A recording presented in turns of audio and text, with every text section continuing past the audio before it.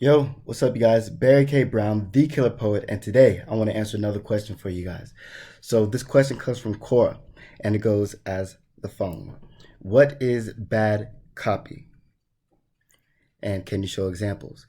So, I'm going to show an example of a sales letter that I wrote for Agora Financial that I felt like underperformed, right? But first, before I go over this sales letter, let me tell you what bad copy is, right? So the thing that makes copy bad is the same thing that makes any other piece of content bad, right? Whether it be a YouTube video, an Instagram post, uh, a white paper, a novel, or a movie, right?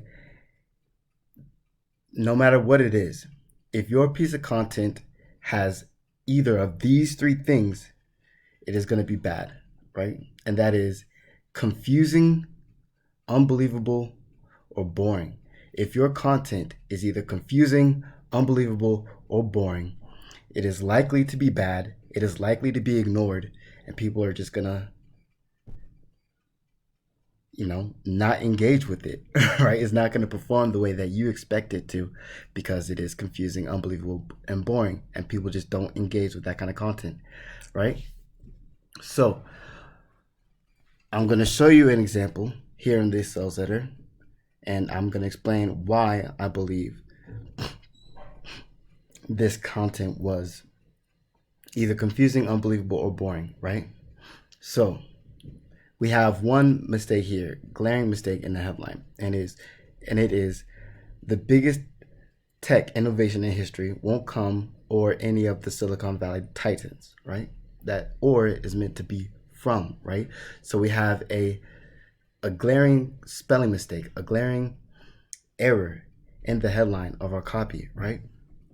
So anyone who would have engaged with the copy saw that headline and said, hey, these guys don't care enough to actually use the right words, to actually spell check their sales message.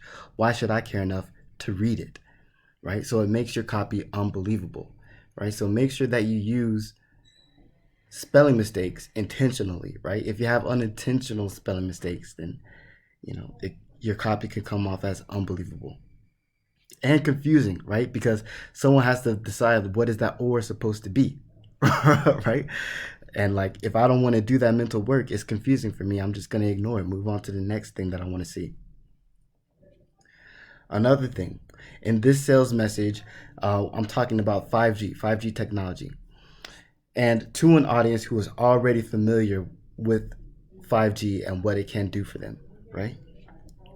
And so, in order to heighten the curiosity factor behind 5G, my copy chief thought it would be a good idea to hide the fact that I'm talking about 5G technology. However, instead of coming up with a new name for the technology, a clever new name for it, right? I just used the phrase this technology, this new technology repeatedly throughout the sales letter, right?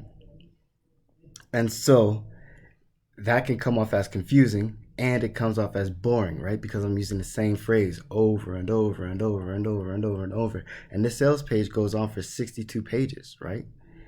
So if I'm using the same phrase over and over and over for 62 pages, like, you're going to get tired of seeing it. All right. So that makes your copy boring. Another thing here that makes this copy a little bit unbelievable is I'm making these huge claims, right?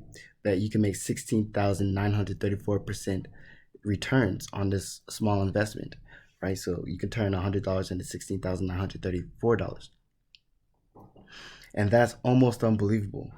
And to be like, the claims get bigger as the sales letter goes on, right? So that was just like a moderately big claim that I could put in the beginning, but trust me, as the sale page goes on, like, the claims get bigger and bigger and bigger to the point where, like, okay, man, this is starting to get a little bit unbelievable, right?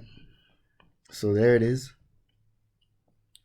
Those are a few things that can make your sales copy. Whenever you're writing copy, you want to make sure that you get a review from people who are looking for those three things in your copy. Yeah. If you guys are in taking a look at this sales letter to see uh, to see what's wrong with it and see what you can learn from it, just leave a comment down below. Let me know you want to see it, and I'll send it to you. If you guys are interested in learning how you can write strong copy that is never confusing, unbelievable, or boring, you can check out the links down below and access a few of the classes that I have available that will teach you how to write concise and clear copy that is effective.